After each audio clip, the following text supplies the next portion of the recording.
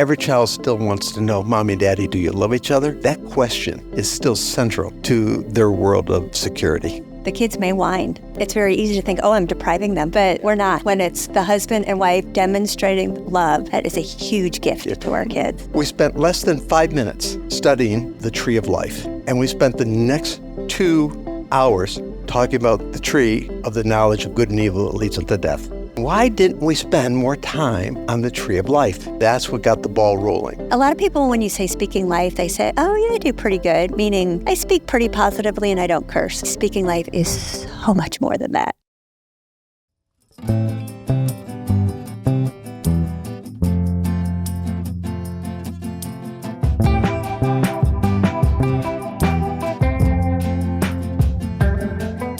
Welcome to the Life Parenting Podcast hosted by Growing Families, where our desire is to help you as parents create a life-giving home environment in which to guide, nurture, and train your children in a God-honoring way.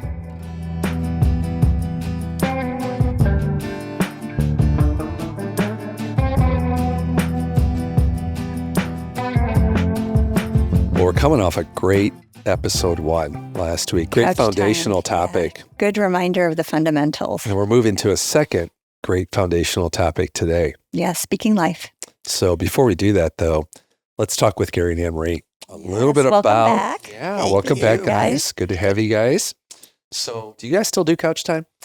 Let's just bounce right into it. Do you guys still do it? We do. We actually have couch time. Well, we have our couch time every single morning. We have at least 15 to 20 minutes that we just focus on what the moment is about and what we're going to be doing during the day. So what does that look like, though, practically? Like you're in your home.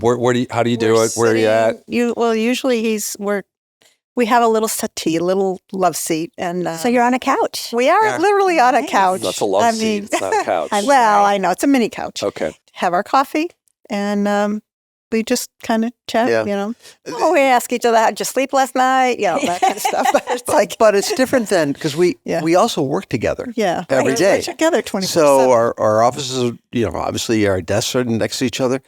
But that time is completely different than the couch time because the couch time, in a sense, that belongs to us. The desk time belongs to the ministry, but couch time belongs to us. And what's the one topic that comes up most in that couch time conversation? If you were to say a topic that comes up over and over again, just let us into your heads a little bit. So you don't have children living in the home. Is it how to make the dog? How to help, Chloe feel secure. Right. Our little peekapoo. I don't know if we're doing a good job of that, but anyway. I don't know. It's not on today's podcast. We're not going to talk about that. I don't know if there is one particular topic because I think like life in general for all families, life is forever moving. It's never static. And so there's always something that needs our attention or some point of conversation that might need clarification. And it's the same for us. Even at our age, at our position in ministry, we're still refining that conversation. We're having that conversation. And I think, but that's the key.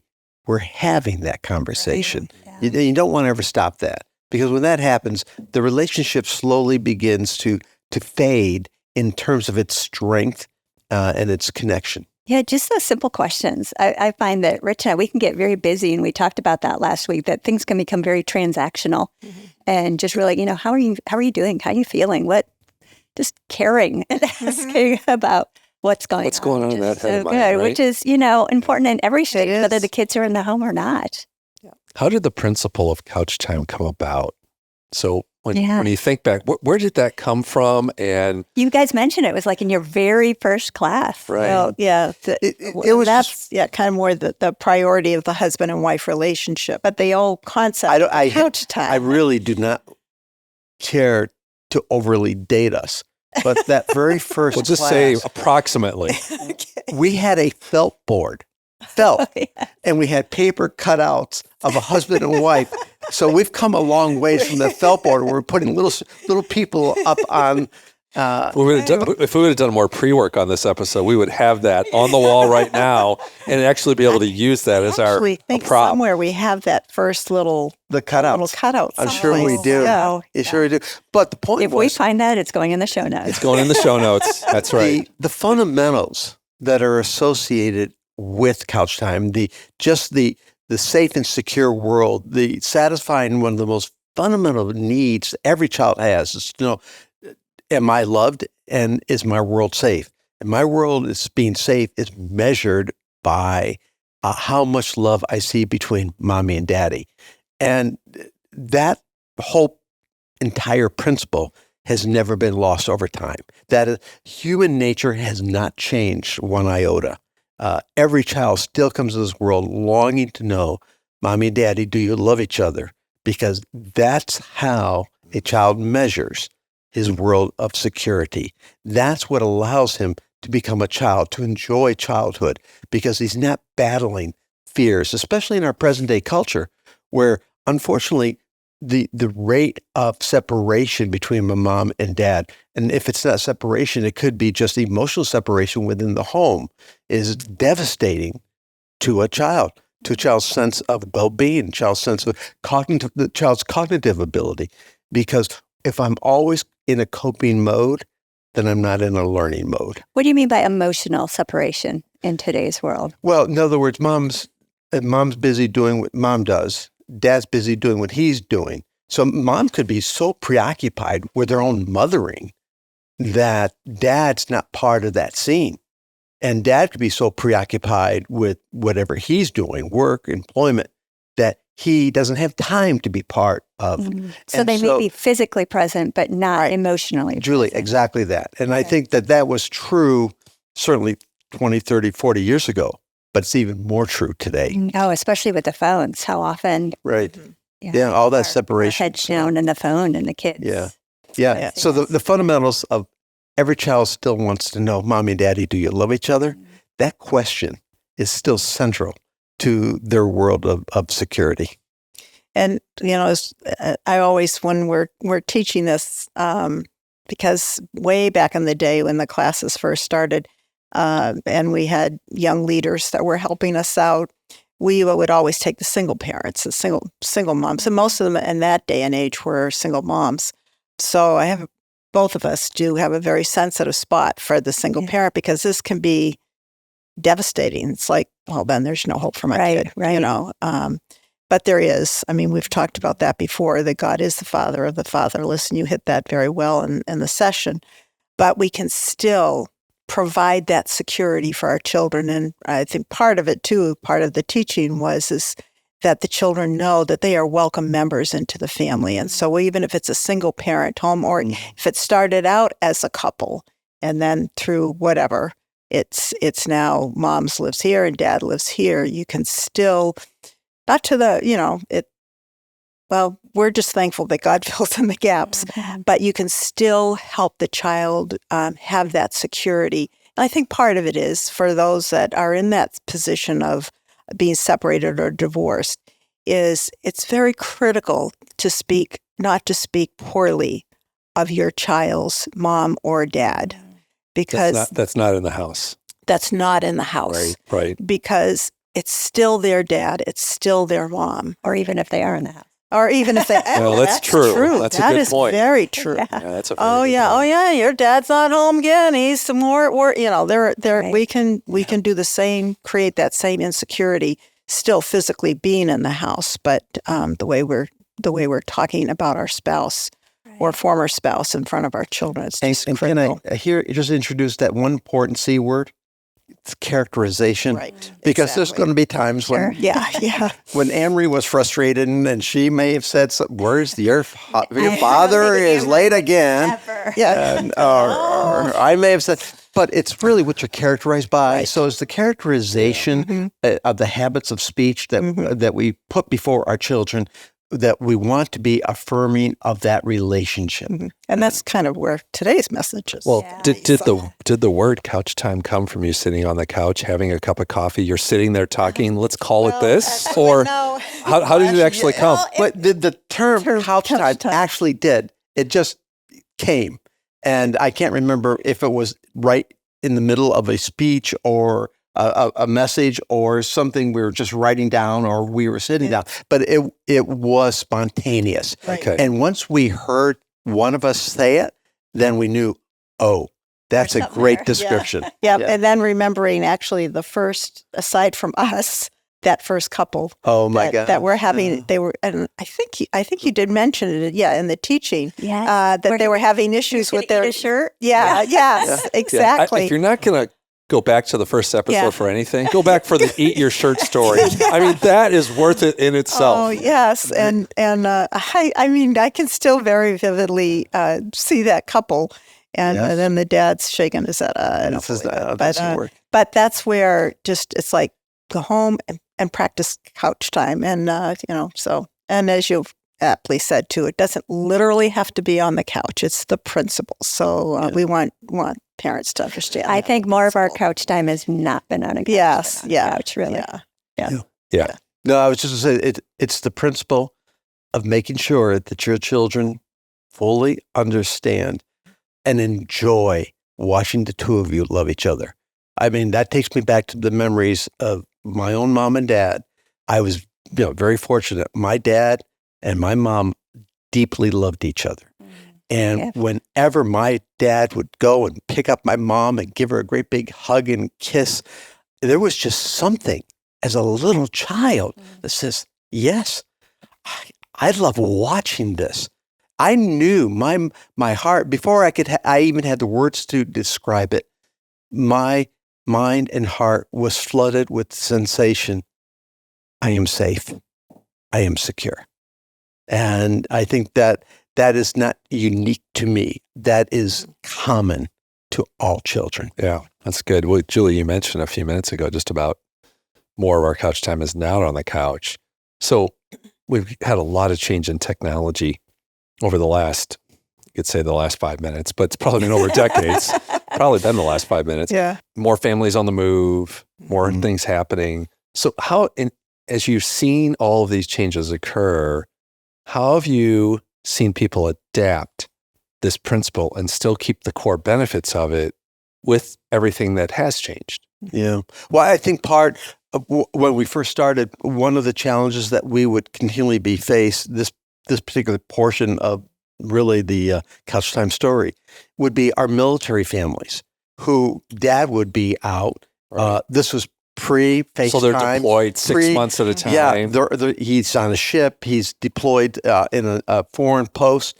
And the question was, how do you do couch time? For moms, we would have the moms and their children sit down and write dad notes. In other words, have couch time with daddy, even though daddy's not here. We're going to have a conversation with daddy. And for the little ones, it was drawing pictures for daddy because obviously we still had mail at that point. Now that you could do FaceTime and you could do it routinely, we still encourage the very same thing. You got to have a time when all the kids are together and loving on daddy because daddy's away, or maybe it's mommy's away. But then the kids have to see, okay, now this is mommy and daddy's time. And some families still would think, oh, well, then are we robbing our children of opportunity of seeing their father or their mother? And the answer is no. You're giving them something they desperately want to see, the two of you loving on each other, even at a distance. I think what you said there is so key because the kids may whine, I want to talk to daddy. I want to. And it's very easy to think, oh, I'm depriving them. But we're not. When it's the husband and wife demonstrating love, that is a huge gift to our kids. All of parenting, Julie, can be boiled down to holding back on something they want right now in order to get the greater gain, long-term gain for the future.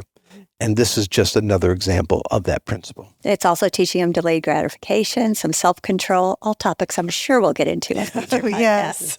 Yeah, there are so many things that the cumulative effect of doing it leads to a desired result. But so many people struggle with the cumulative effect, trying to do it, over and over again and Right. stay consistent with it Consistency, to yeah. get to that desired result. Yeah. Yeah. So And it's cumulative, and that in and of itself implies time. Time, yeah. Yeah. And I Long think, time. and I just, if I may, just the last point, maybe the reason couch time became so popular was because parents were not creating that time to demonstrate to their children that they actually love each other, that we're actually best friends and we're best friends before you came into this family. And so the couch time just provided a tangible way for parents to communicate this message, this truth. What we didn't realize is how it would catch on universally all over the world. That couch time then became literally a time set aside each day, as many days of the week as possible, so that mom and dad can demonstrate to their children. Our preference still is, this loving each other is so natural that you wouldn't need couch time. But in the busyness of life, couch time is a good way to create that self-discipline that's required for mom and dad. That's good. And I think it's so important for me to sometimes think about, what do my kids see? Right. Like, I can know that we're really good. We're just hitting on all cylinders and our relationship is really good. But So that makes me feel good when we're that way. I know. Me too, baby. But, what are the kids seeing? Is that Exactly. happening out on date night, or, as we're podcasting or doing something? Are they actually seeing it? So it's that tangible representation, especially to young kids who are so concrete. So if Gary and Emery FaceTime us while we're talking now, then the kids can see us doing couch time. Does that work? Yeah, something like that that, but close? maybe not quite the Not same. quite the same? Yeah. All right. Well, I guess not. Let's transition to speaking life. So we first heard, this word now, this buzz phrase is pretty popular. It's out there. It's, talked about quite a bit. July of 2005 is when we first heard it. Before then, or right around then, maybe talk about how this came about, because that was the first time you talked about it at a national conference in Charleston, July of 2005. So take us back to maybe before that conversation at that conference. How did that come about? Well,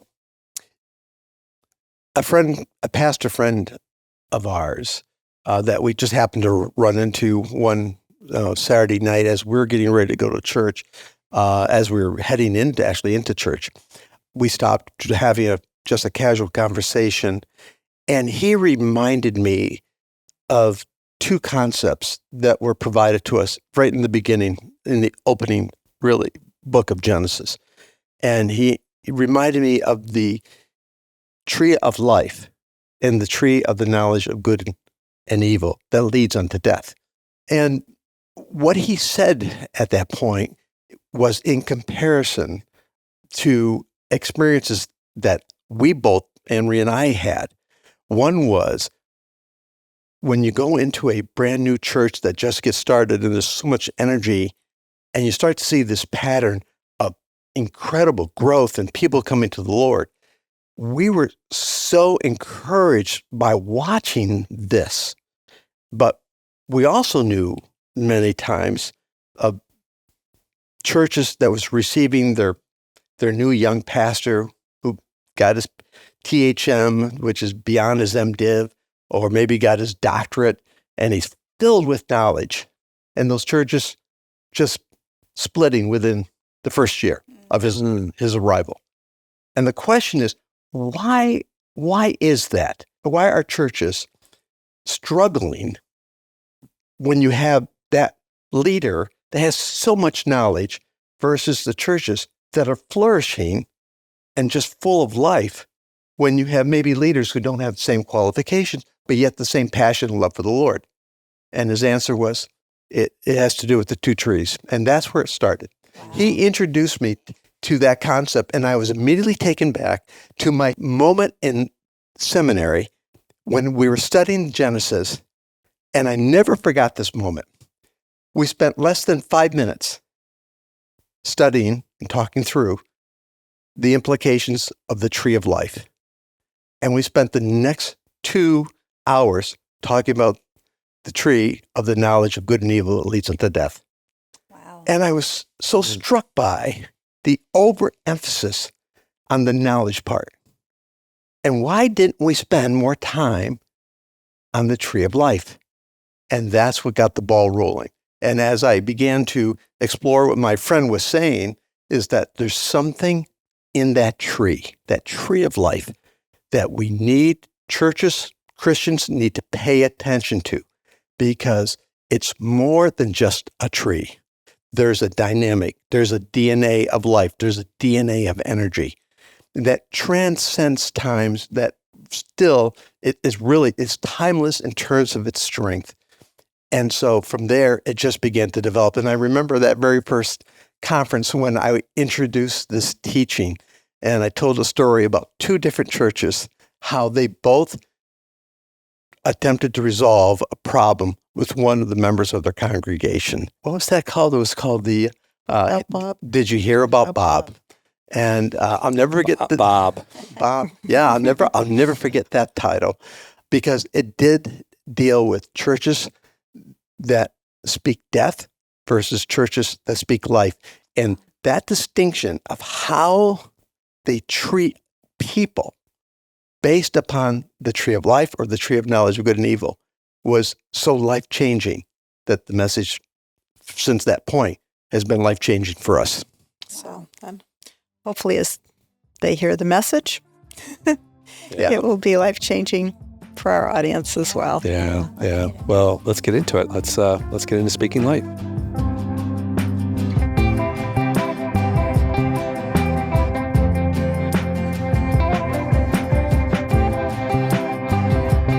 So we've got a really fun topic to talk about. It's another really important foundational one. Yeah, and for some people, hard Yeah, topic. It can be a hard topic. It to is talk hard, about. but very freeing too. Yeah. Because I think when I first heard this topic, I was taken back to some of the harder words that were spoken over me, Yeah. and realizing maybe some of the words that I had spoken were a little bit harder than Yeah. they should have been. Yeah. So we're going to be talking about speaking life. Right. And we first heard Gary teach on this back in 2005. July Of 2005 at one of the national conferences. And we have heard him teach on this many, many, many times since then. And I'd like to say now we have it, but we're still working on it. That's right. We're still Getting working better. on it. That's right. Getting better. Yeah. It's more than just positive words. That's for sure. Yeah. A lot of people, when you say speaking life, they say, oh, yeah, I do pretty good, meaning I speak pretty positively and I don't curse. Right. But really, speaking life is so much more than that. I mean, we say good job Mhm. if you are speaking a lot of positive words and not cursing. That's right. But let's go to the next level. That's right. Let's do that. So let's start with a story. Yeah. Let's go to swim team.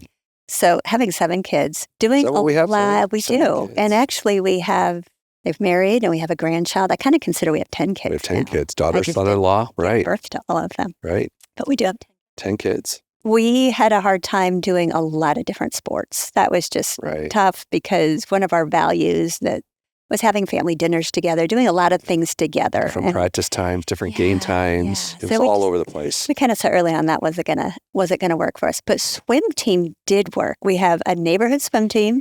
They practice at our neighborhood pool that is 3 blocks from our 3 house. blocks from our I mean, house, so just they right can down the walk road. there. Exactly. They all have the same practice time, the same meets, the same everything. So summer swim team, I should say, has been our sport. But there was one kid on the team. We're just going to call him Stevie. That wasn't his real name, but That's we'll right. protect his identity. But Stevie was one of those kids that always caused problems. And we get the coaches mad. And, sometimes when the coaches get mad, they make the whole team swim extra laps, kind of hoping that peer pressure punishment will kick in. So the kids would go to swim team and they would come home then for dinner and they'd be sharing stories of Stevie and what he did and what the kids had to do because of what because Stevie of his behavior. his behavior. That's right. So they were always groaning about this kid. And I remember vividly one of the dinners, our oldest daughter said to us, I know why Stevie behaves the way he does. We were like, oh, really? What is that?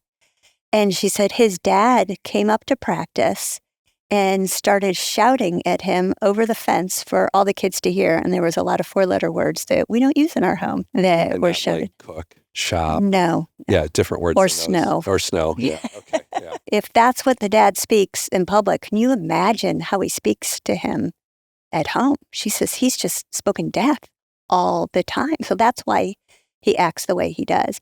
So it gave our kids a new compassion Yeah. Perspective. for him. Right. Yeah, a new understanding. And then we had some good conversation.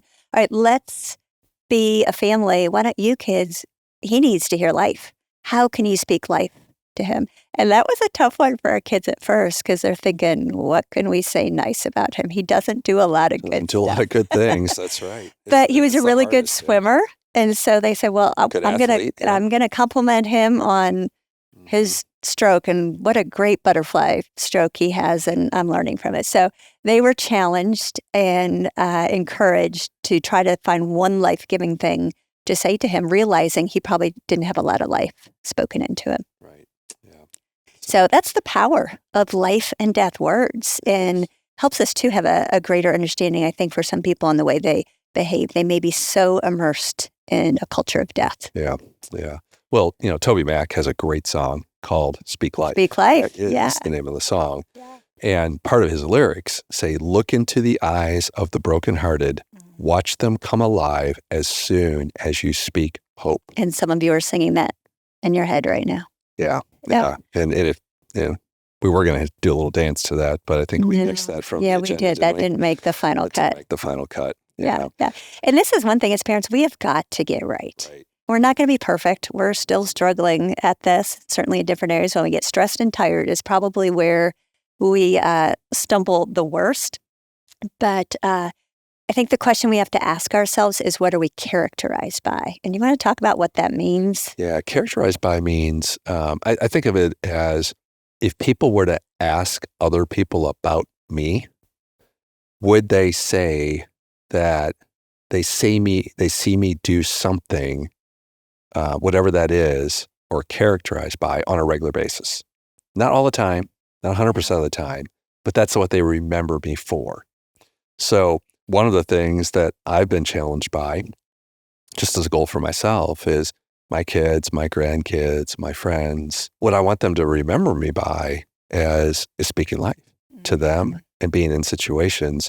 And to do that, to be characterized by doing that, I have to do it over and over and over again on a consistent basis, realizing that there's going to be moments where I'm not going to say something that's life-giving. Right. But hopefully that's a moment, not a regular occurrence. Yeah. And if you think about the people in your life you usually want to hang around with, they tend to be the more life-giving people. Sure. The people who are encouraging you speaking life. And we're going to get into exactly what this looks like. Right. Because it's not flattery either. We're going to talk about that. No. And as parents, we want to love and protect our kids. Yeah. So creating a life-giving home environment does both of that. Mm-hmm. So Psalm 40, verse 11 says, may your love and your truth always protect me.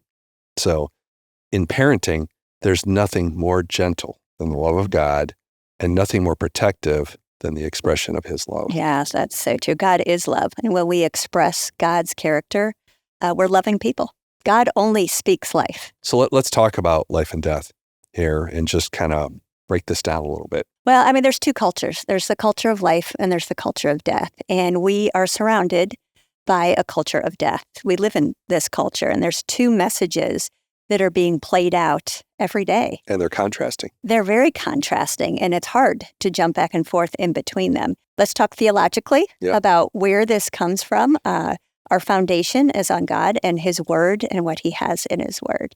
Yeah. And so let's go all the way back to Genesis. And chapter 2, right? Yeah. In the garden, God created two trees. Yep. The tree of knowledge of good and evil and the tree of life. Yeah. And the tree of knowledge of good and evil leads to death. Yeah, there's two fruits. So instead of, fruit. I guess you could say, instead of the tree of knowledge of good and evil, we could say the tree of death and the tree of life, right? Mm-hmm. Yeah. So you got two fruits, two outcomes, two trees. Adam and Eve, they ate from the tree of death. Tree of death. And the doorway to death was opened. And the doorway to the tree of life was shut. That's right. Shut. But that's right. But there is hope. There is hope. The story of redemption that leads us back to the tree of life. And it's not just a future that we have to look forward to. It is a future we have to look forward to, but it's also a present reality. That's right. And Hebrews 12:22 says that the redeemed are already living in the city of God. And that's us who have put our hope and trust in Jesus Christ as our Savior. Yep. So let's talk about this dual residency that we have as Christians. Yeah. Which can be kind of confusing. It is, because we have to think about where is our loyalty. Right.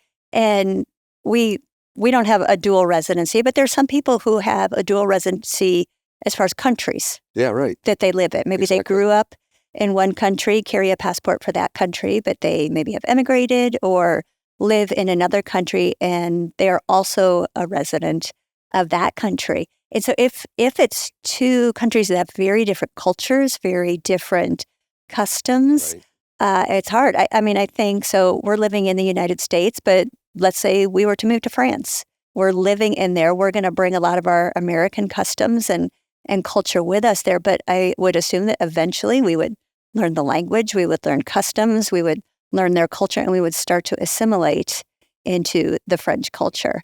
And it's the same if we are born into the culture of death, but we are redeemed into the culture of life. Now we have to decide which culture, which customs, which language are we going to adopt, even though we're still living on earth, which can be a culture of death. Yeah. So we have a temporary one, which is the earthly one, and then we have an eternal one, which is in the city of God. Yeah. Yeah. Yeah. So And Jesus is life and has redeemed us. In John 1:1, it says he's the word of life. John 6:33 says he's the giver of life. John 6:48, he is the bread of life. John 8:12, the light of life. John 14:6, the way of life. 1 John 2:25, he is the promise of life. So Jesus is life. So as a citizen with dual citizenship, we need to choose which language and habits and customs Yeah. that we're going to adopt. One is the culture of death, one is the culture of life, and we're immersed in a culture of death. Some more so than others. I mean, some of Right. you may be listening, and my job is so death-giving, or the family that I grew up in. So we have to Right. make this really conscious choice. Right. Or you might be in a work environment that is just not healthy, Yeah. for a season. Hopefully it's just a season. But it's hard when you're immersed in that culture of death. So our language is going to be manifested in three different ways. First, it's going to be our attitude and our tone, and third, our words. Yeah. So let's talk about that a little bit. Those Yeah. three: attitude, tone, and words. So attitude, that is a tough one. You immediately kind of think of that stereotypical middle schooler, which I hate to stereotype middle schoolers, but I was kind of one of those growing up. Well, just talk about yourself then.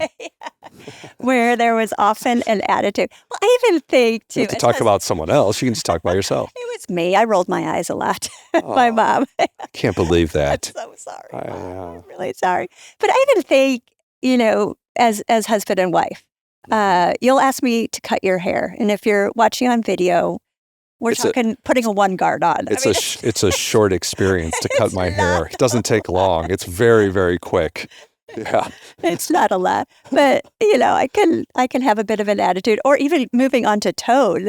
That's how we express ourselves vocally. It's that fingerprint. So you could say, "Hey, Julie, can you cut my hair tonight?" And I can go, "Sure," or I can go, "Sure," and same words, but two different Let that tones. settle in. Yeah. He's like, "Never mind." That means the Never second mind. one there, just for everyone listening, that means no, not right now. I'll just translate for I'll you. do it, but I'm going to do it with an attitude. Yeah. And when you're having someone cut your hair, you do not want someone with an attitude cutting your hair, because that ends up with less than desirable look. Yeah. Yeah. So we can be Exactly. very death-giving in our attitude, and we can be very death-giving in our tone, even though our words may be fine. Sure, it's not a death word, but I can have a death tone. And I Well- can find myself doing that with our kids when they, ask me to do something. I can have a bit of a tone with them, and that's communicating death to them. We often talk about our kids' tone and our kids' attitude, but I got to look at myself first. I need to Well, work on that. And then you mentioned the eye roll, and that gets to facial expressions. I mean, you might say something like, yes, I'll do it. But if you say it with a frown and a harshness or no eye contact, it's actually exhibiting a no Yeah. to your face. Exactly. So, and the other way too, like you tell someone you're excited that you're excited to see them, and you aren't smiling, and you just say, "Hey, I'm excited to see you," and you're like, ugh, you don't have that energy. It really doesn't You might exhibit. want to tell your face that you're excited. Because That is a common term that we use. Yeah. Let your face show what you're saying. Or make sure your face is showing what you're saying, talking about. We'll ask people in our family, "What's wrong?" "Nothing. I'm great." "Well, just let your face know that." Right. exactly. Yeah. Or we're talking about the resting phase, but we digress. Yeah. Yeah. Yep. All right, we get into words. Well, yeah, because we've kind of covered tone a little bit. We covered attitude, how we approach it, and the tone is how we vocally express it. So yeah, let's spend a few minutes on words here. Yeah. So life words lift up and encourage. And I think we all know when we've had life spoken to us or over us, we feel encouraged. Right. Death words are accusatory. They sow division. They are often cruel. They discourage. They belittle, they humiliate, they can be very toxic. Death words speak of how a person is right now, how they are, not to what they can be. Right. And I think of Christ died for us while we were yet sinners.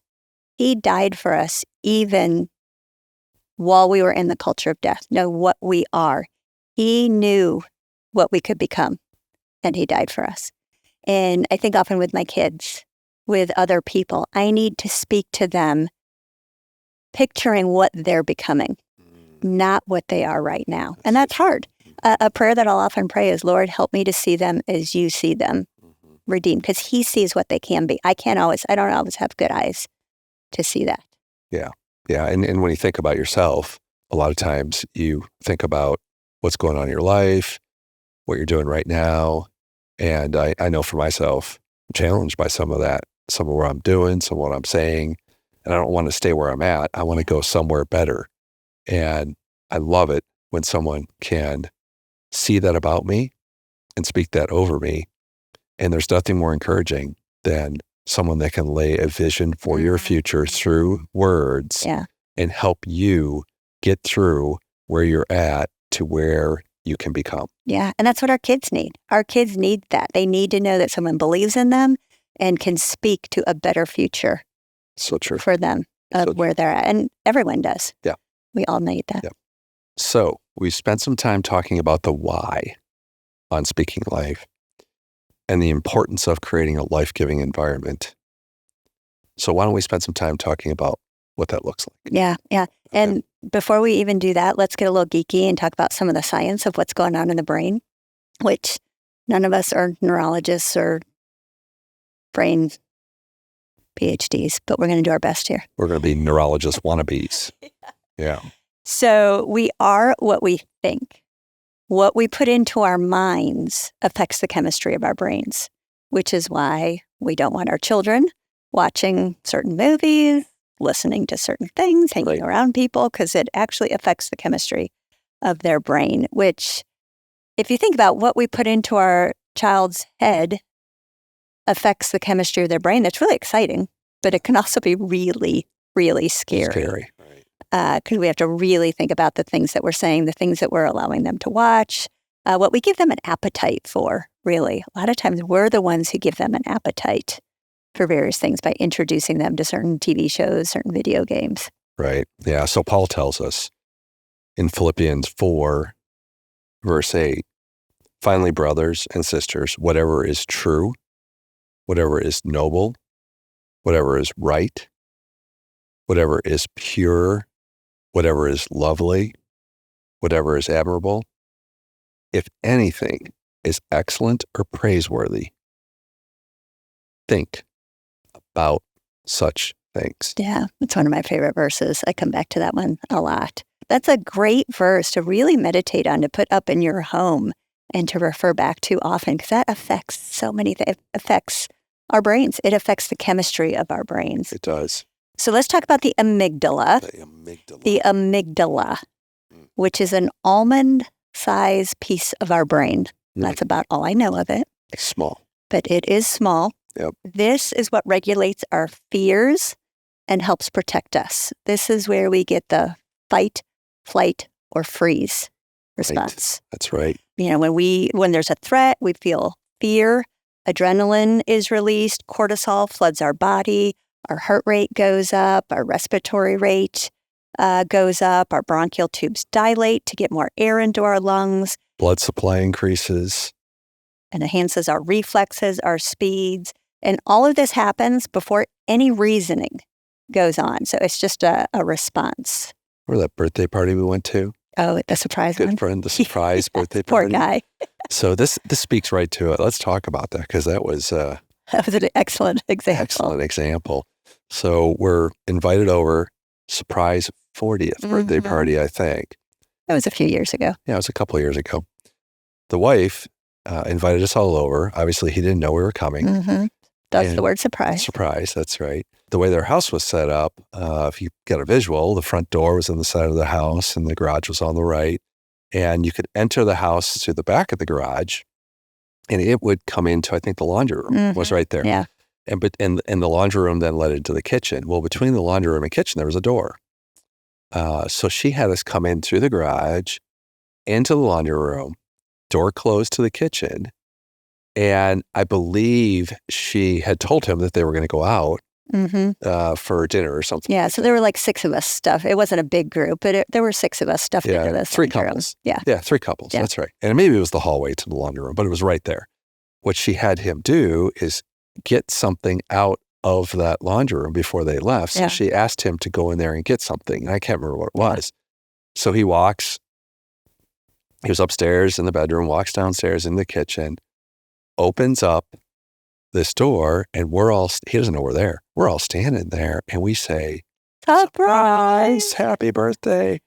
And his amygdala was triggered. Oh my gosh. He immediately hands up in front of him, ready to punch. Ready to fight. And he kind of backs up. He backs up like boom, boom, boom, boom, boom.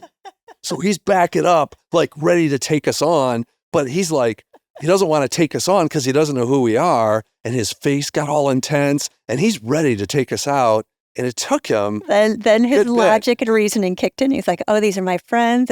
I'm putting this all together. Yeah. But it took him, 3 seconds? 3 to 5 seconds. But just that initial reaction, we should have had a camera on him because I can still see the visual, but to replay it for him would have been amazing. And then, of course, he goes through all the emotions of, who are you guys? Oh, I know you. Right. Excited to have you here. Why are you here? And then, why'd you do this to me? You know, all we that. Love you. Yeah, we love you. Da, Happy da, da, da, da. Yeah. But that's a classic example of what happens when our amygdala is triggered, when we are fearing something. And he was in fight mode. Yeah, he was definitely in fight and probably a little bit of flight.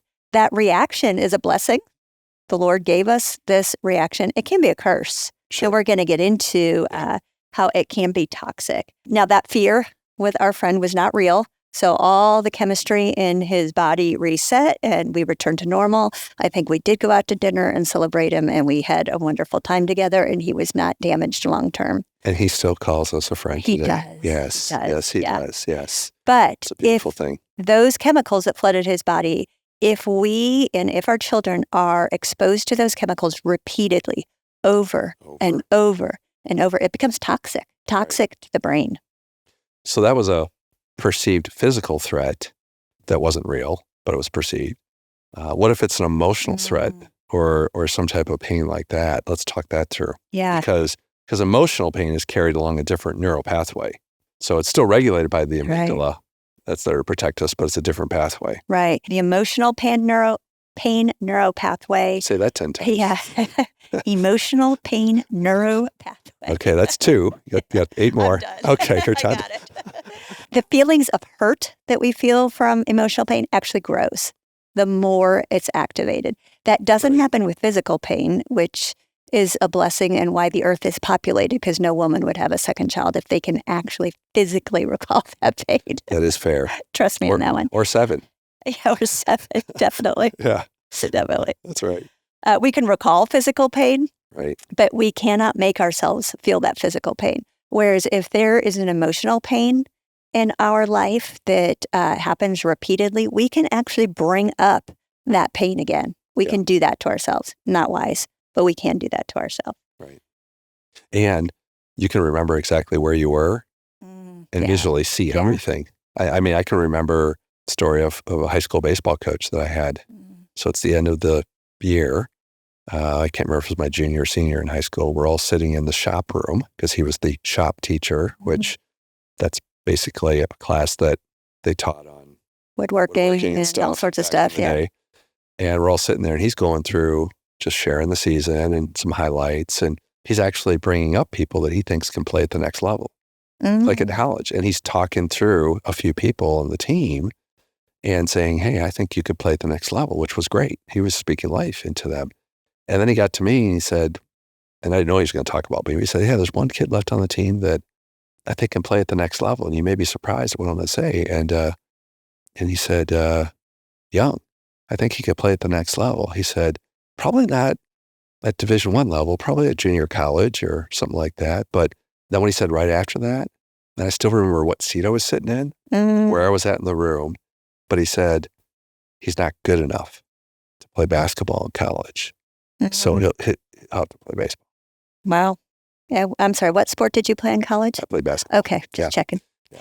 But him saying that was, I think he was trying to be positive, but how he said it, it hurt. Oh my gosh. And I can still see everything that happened in that moment.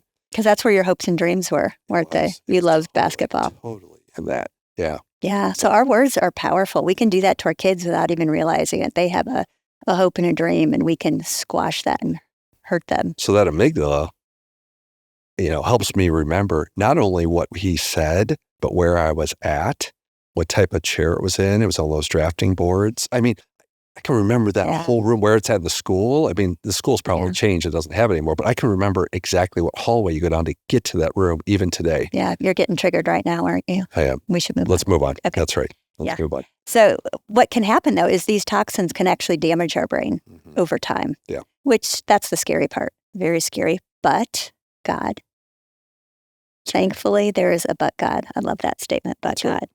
The same neurons that can get damaged over and over from negative death talk can also be brought back to life. Jesus is the resurrection power. And life messages can have a pro-growth and pro-life basis. And science is actually proving that the words and attitudes that are impressed on our minds can have a direct and immediate effect on our brain and on the neurons. And there's a lot of people, I've read some of the literature that's out there. It's really exciting about what can happen to our brains when life is spoken. Let's talk about language, because the language can cause brain growth or brain death. Right. So you got the death words, they stimulate the amygdala and cause harm to the person you're speaking to. Yeah, and that's where a child feels, when they feel fear, they're not learning. Right. They're thinking, how can I make this crazy woman stop screaming at me? Or whatever it is. If our child has a fear of things that we're doing, if we are known to go into a rage or do various things, they're in a fight, flight, or freeze response. How do I preserve myself? How do I protect myself? Yeah, that's the rage side, but then you just have the words too. Yeah. And the words that are spoken that can belittle, berate, shame, insult, humiliate, threaten, or even attack the dignity of the child. Right. And those don't have to be rageful things. They can be just little. They can be said very quietly, but they can hold such power. Exactly. So as parents, we want to be speaking life over our children. We want to encourage them. We want to feed them a really healthy diet of life-giving words. We want to point them to the giver of life most of all. So if you want a smart kid, if you want their brains to grow, which we all do. I mean, I don't know if any parents that don't say they don't want their kids to be smart. I really don't want a smart kid. Yeah, but that's pretty common. So feed them a healthy diet of life-giving words. We're going to talk about what it's not and what it is. Right. Give some specific examples here to walk through. Yeah, we're going to get real practical now. Right. We're going to start with one thing that it is not. Right. And that is flattery. Right. Proverbs 26:28. A lying tongue hates its victims, and a flattering mouth works ruin. What is flattery? So it's excessive and insincere praise. Yeah. That's what flattery is. Yeah. Excessive and insincere praise. So your child colors a picture and brings it to you. And when we say, wow, that's the most beautiful painting I have ever seen in the whole world. You are the next Picasso. Actually, that's not life. Yeah. That's death. And that really gets crazy as a parent when you say that. And then you have to ask your kid, what is that a picture of? Right. You don't know. What is that a picture of? Can you tell me? That's not a good sign. So what do we say, though? They bring this picture to us. They're so proud of what they've done. And it's just a scribble. we could be honest by saying, wow, look at all those colors. Tell me about this. And so we can match their excitement in our face and our tone, but just watch our words that we're not flattering. My go-to is, tell me about that picture and why you did it the way you did it. Oh, that's good. And then usually they'll share something. And then from that, you can say, wow, that is amazing how you used blue to accentuate what you were trying to do. Because if you say the picture is great and you're looking at it and you're like, you can't even tell what it is, then you're really giving them excessive and insincere praise. And that over a long period of time will lead down a path that's not good. Yeah, well, and they'll get out in the real world and thinking that, they're God's greatest gift to the earth as far as drawing or whatever it is. And their peers are going to be really honest with them. Yeah, reality does set in at some point. Reality will set in. That's right. And then they go, oh, mom and dad lied to me. I'm not the most amazing artist there is in the world. So, yeah. Or they discount everyone else's opinion. Yeah. And they're just like, well, I'm better than they think. Yeah. I mean, obviously, they don't know And what we they're raise talking little about. narcissists. Yeah. Yeah. So the other thing, it's not ignoring sin and pretending everything's okay. Right. So we don't want to do flattery. We do not want to ignore sin. Right. But we are going to talk about a way that we can point out their sin and redirect them in a life-giving way. So we'll get to that. Right. But some people say, oh, if you speak life, you're just ignoring sin. We want to make sure we state that very clearly. That's not true. That's right. And the third thing it's not positive, just positive words.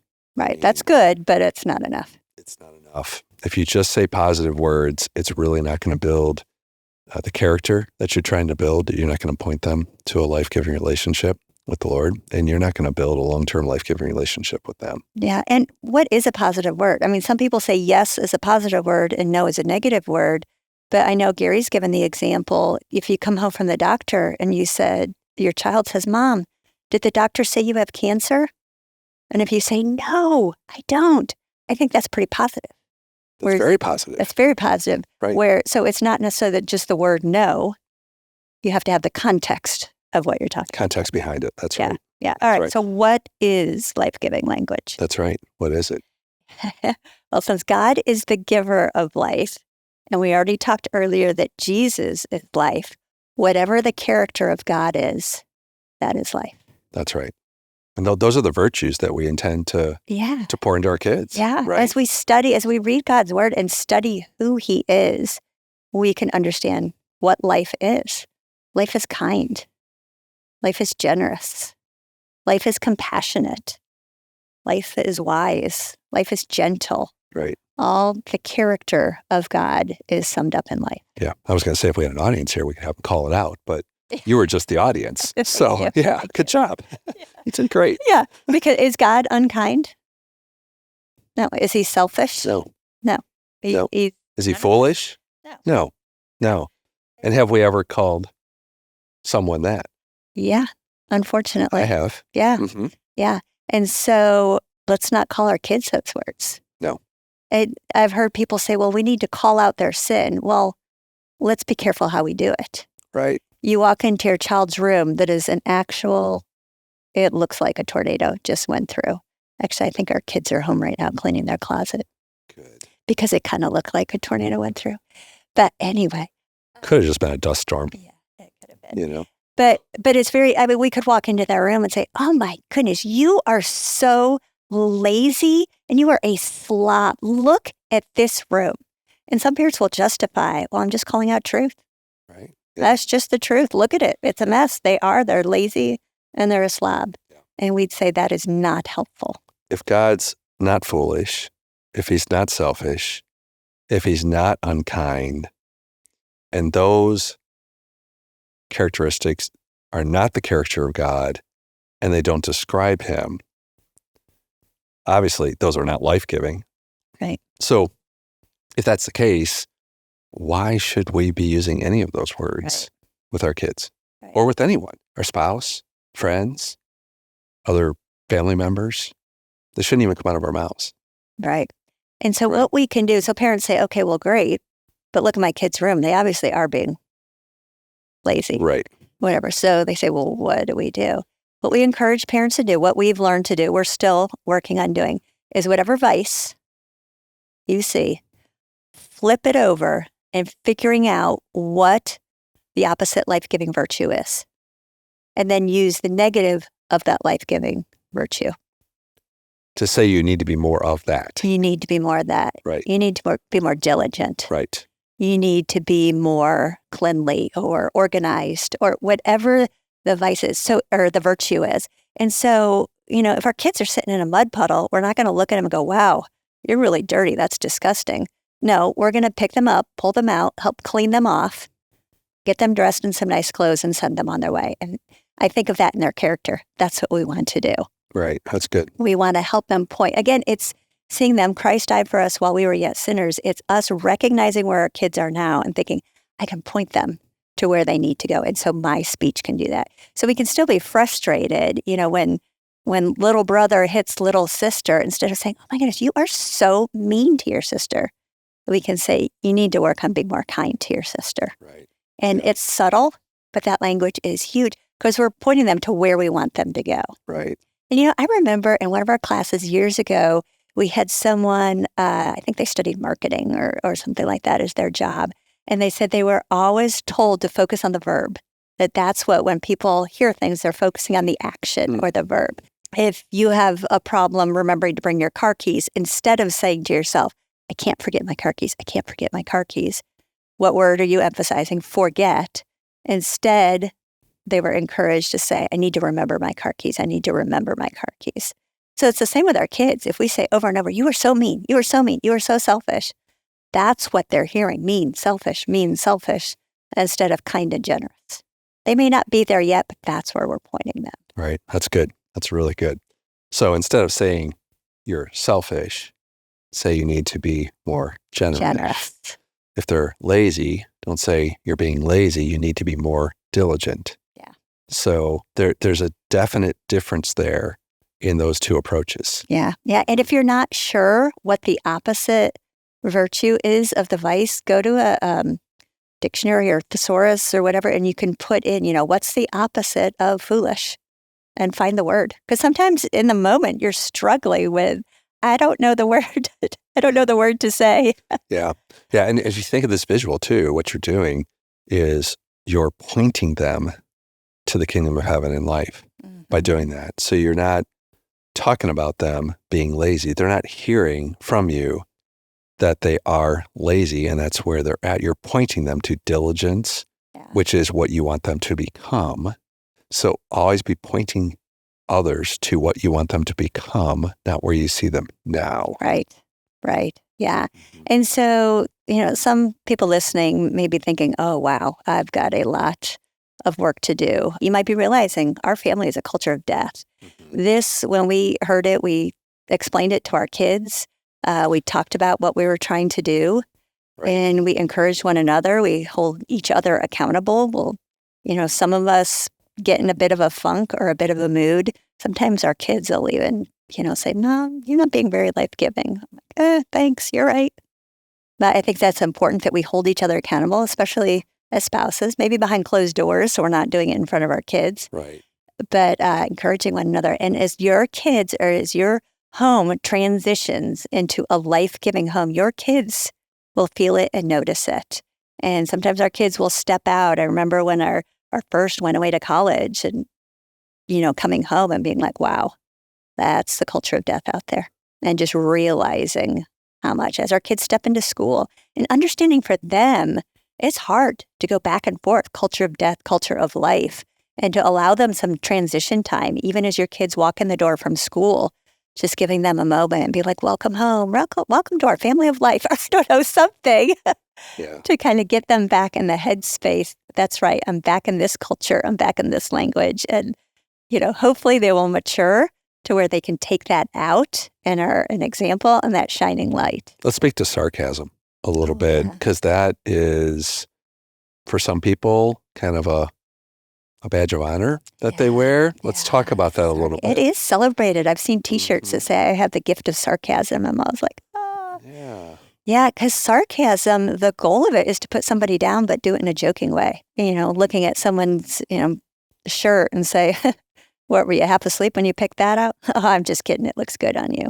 Well, The zinger was done. I mean, the damage was Right. done, and that's sarcasm. I do want to differentiate between that and dry humor, though. Right. Some people think they're being sarcastic when really it's just a dry sense of humor. But sarcasm is a little bit different because it involves putting someone down in a joking way. Right.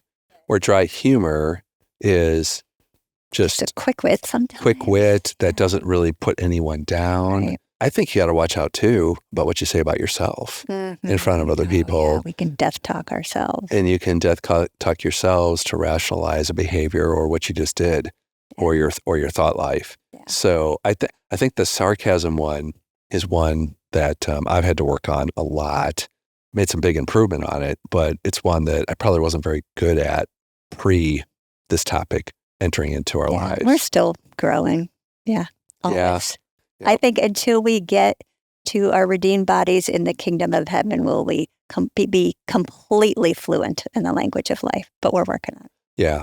I was just thinking about it. It's not even always that the verbal that's spoken. I think about my high school basketball coach where, hardwood floors, and he wore hard-soled shoes. And whenever there was a mistake, he would stomp the floor. And that triggered your meant amygdala. that meant someone did something wrong. And in a sport like basketball, it's a reactionary type of sport. You can't spend too much time thinking of what happened 5 seconds, 10 seconds ago. That pounding of the floor caused me many times to think, what did I do wrong? Was it me? Was I the one that caused that problem? Obviously, something didn't go right. So I think even our nonverbals, when we react, can cause that amygdala to respond and cause a response pattern that's not healthy. Yeah. So we have to watch our nonverbals too. Yeah, absolutely. Yeah. Attitude, tone, and our stomping. That's right.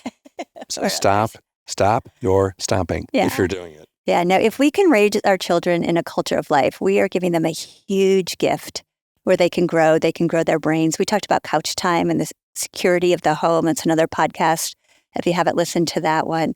But I think if there were two pieces of parenting advice that are foundational to any family, it would be couch time and speaking life. Yeah, huge. So teach your kids the language of virtue, of life. Let them enjoy their culture as a child. And if you do that, they will recognize the death that surrounds them as they step more and more into the world and the culture around them. And they will be able to discern between the two. They will be attracted to life-giving relationships, hopefully have compassion for those that are more death-giving, and be able to help them raise their... Yeah, speaking life into them. That's right. Yeah. That's right. So, great topic. Great, not just tool, but great way to live. Yeah. Great way to live life. Yeah. So go out there and breathe life into people.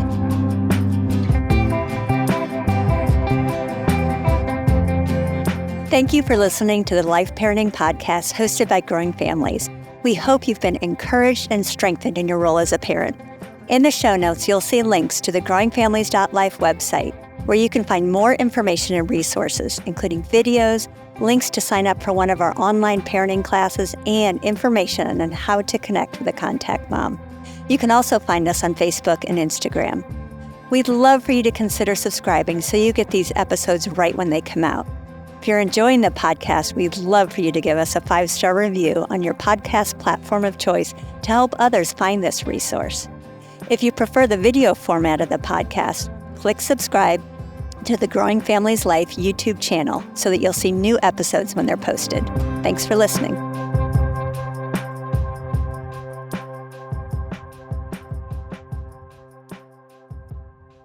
Okay, clap and let's go.